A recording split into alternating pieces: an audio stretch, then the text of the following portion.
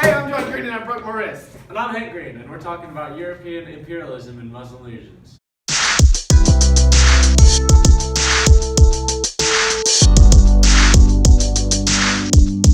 During the mid-1700s, the Muslim empires declined due to loss of control in the central government, resulting in an outbreak of reform movements. Muhammad Ahmed led a significant resistance of British expansion in Sudan. He also announced that he was the Mahdi, the long-awaited savior of the Muslim faith. Around the same time, the Wahhabi movement of Arabia rejected Western schools and encouraged people to continue to practice the Muslim faith instead of European Christianity.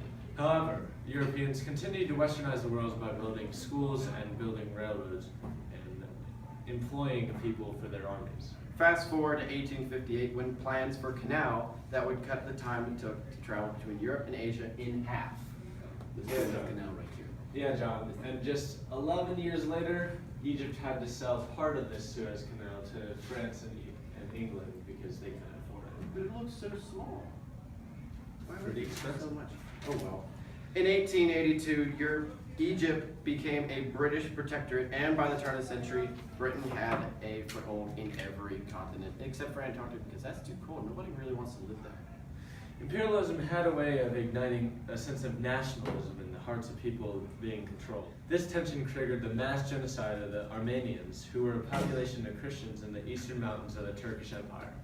The genocide was a result of Muslim Turks accusing the Christian Armenians of supporting Russian plans against the Ottoman Empire. It lasted about 25 years long and took 1.5 million people's lives. And now it's time for the open letter to Muhammad Ali. Dear Muhammad Ali, balancing being the self-declared ruler and father of modern Egypt can be tough, but you make it look easy. You were able to improve Egyptian tax collection, reorganize the land holding the system better, the military under Western influence, and conquer Arabia, Syria, and Sudan, while still having enough time to take Egypt to the mall. And you remembered to bring snacks to her soccer game. I know who's going to get a world's greatest dad mug this year. Best wishes, Hank Green. And we're back! Now, the discovery of oil in Persia led to Russia and Britain seeking to gain more control than they already had.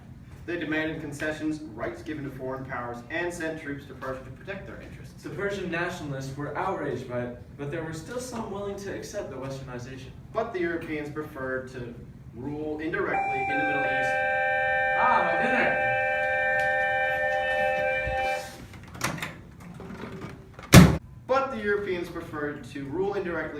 Allowing the rulers to remain in power, preventing unnecessary wars.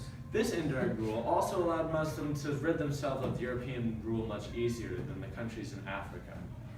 Overall, the European imperialism had an important impact on shaping the modern world. The numerous reform movements and loose foothold in the Middle East prevented the multitude of wars and cultural destruction that occurred in places like Africa and China.